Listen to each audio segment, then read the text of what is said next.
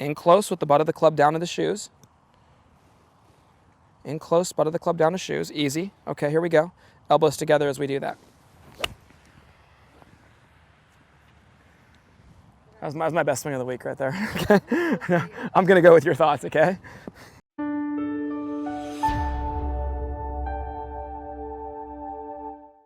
So ball here, ball here. Oh yeah, super intimidating. It's close, huh? I didn't realize how close I was putting it there. See how it just keeps, what I want it to do is I want that, when you turn, this keeps you on top of it. It's this look right here, Ash. Because I go underneath it? Absolutely. And that's it. If I didn't have that ball there, all those shots that were hit that had a little bit of the, kind of a little bit of grass behind it, a little bit of left, 100% of them would have hit that golf ball. And here's the thing. Do I need you maybe coming down on top of that ball as much as we are just trying to at the moment? No, maybe not that much, but guess what? Definitely a go-to drill. It's gonna help your ball flight and the quality of the contact.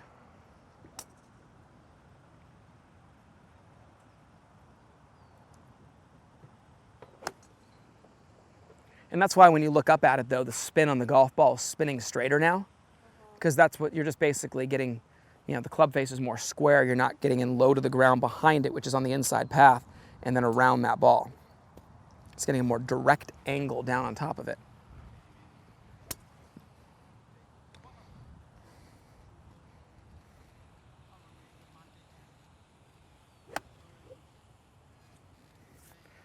Now, the last little final thing that I think would still make a massive difference for you, and it's something that we worked hard on last year, because I had that blue band in your bag all the time.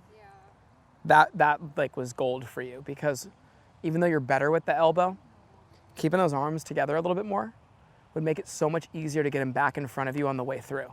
Does that make sense? Yeah. Okay? Whenever this elbow kind of widens out, as you know, it kind of sticks on the seam of that shirt right here and then gets a little behind, and then it forces that arm to throw. Whereas if I keep them more together in this position, when I transition, look how it's right in front of me, and see that angle, that it directly affects the angle of attack and that constant path going down. Now, one thing Mike always says that he notices about my contact, and I thought about it, I'm like, yeah, he's kind of right. I don't chunk shots, like ever. They're always like, if anything, a groove low. It's because I worked so hard when I was younger on that motion, and when I transition, the club works in the same direction as me, and then the path is more direct to the golf ball, okay? So what makes that process easier and less thoughtful to try to avoid that ball? Hey, throw a little bit of this on top of this feeling,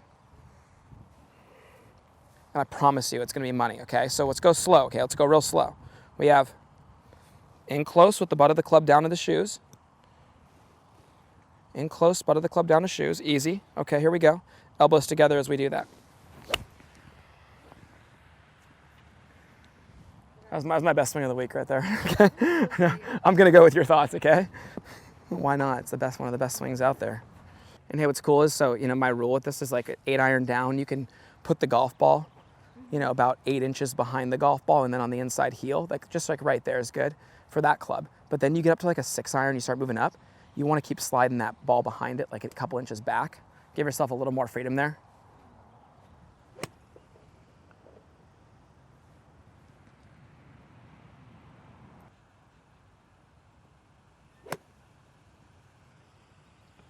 Can I just try one without it? Absolutely. I was waiting for you to ask me that. I thought you were gonna ask me that like 5 shots ago. Watch how good this is.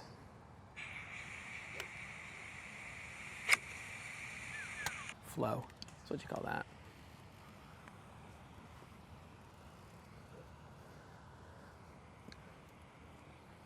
So just for the understanding,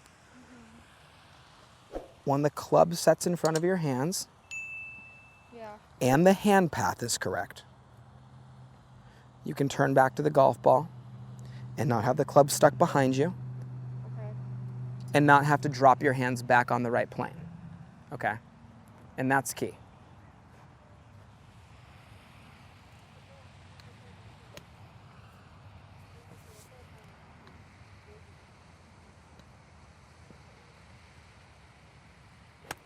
That was awesome in your backswing right there, Ashley.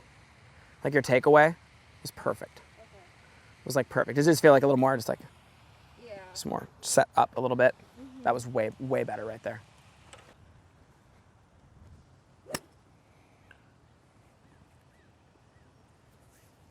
Yeah, hey, go halfway back real quick, just so you have a good understanding here. Yeah, so like, you know that feeling. Now big turn, right? And then just boom, and then boom.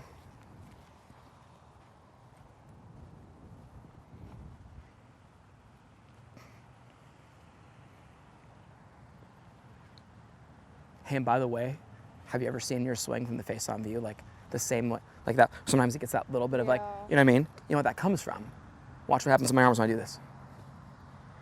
And then, versus, you know what I mean? I'm just saying, like, just so you know, right? Yeah, I know. Okay, cool. Because, hey, I mean, I've been there. I have my arms weren't always where they needed to be. There we go.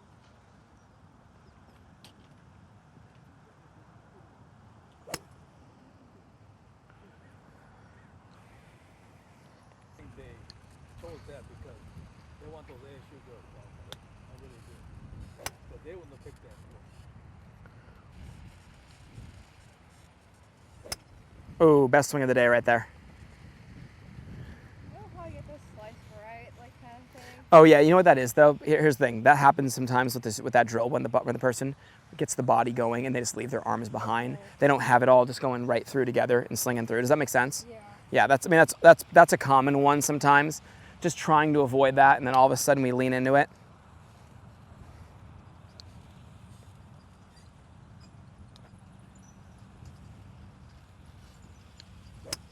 There we go. Those last two were absolutely spot on.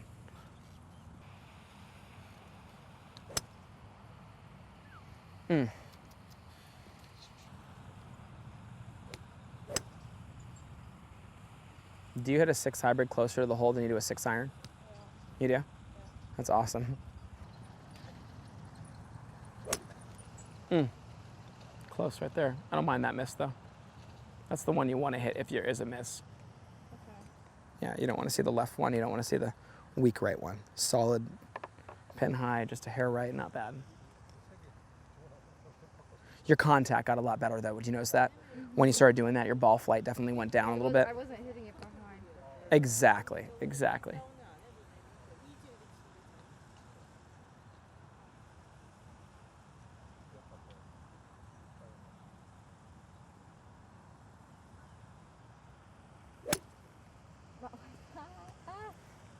I just want you to know this though. You obviously, you didn't hit one of those when the ball's there, right? Yeah. So my whole point is that's what I'm trying to get at is there is a certain aggression that the hands have and that the body has with that chest getting more down on top of the front foot and just hitting a little bit more down on top of the ball. I think that's important for you. It really makes a big difference.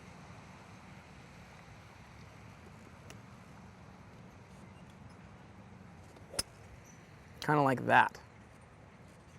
That was so good. You know, this isn't just for Ash, but for those watching, people always wonder, what should I hit a hybrid like? Well, a hybrid should be hit like an iron. And I think it's even true with a 3-wood on the ground more so than it is a, maybe 3-wood off the tee. But even hybrids are always hit like an iron, Ash. You want to hit down on the ball, hit that low point past the ball, especially with 6, 5 hybrid, 4 hybrid.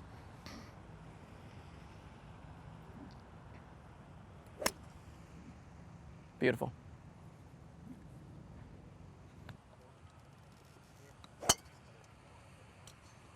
Nice swing there. That was really good right there. Straight back with hands. Don't need to feel like anything happens here with the setting of the club, just not letting the club, because the club's at an extension for you with the driver. So what's nice is because it's at that extension, just keeping it out there a little longer keeps the club in front of you. You don't have to feel an active hinge to create an angle of attack downward. Does that make sense? Yeah. Good, that was nice right there. Good setup, Ash.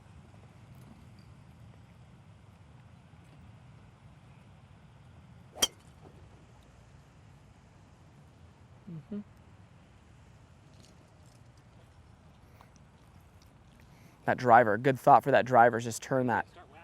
just turn that left shoulder behind the golf ball a lot more. Yeah. That's crushed. Great thought for that driver though, for you. Is when you get over it, just trying to really feel like that shoulder just really gets behind the ball. That'll complete the turn, gets that right shoulder behind the head more, and then the hands are more working up that proper path, which is big for the driver.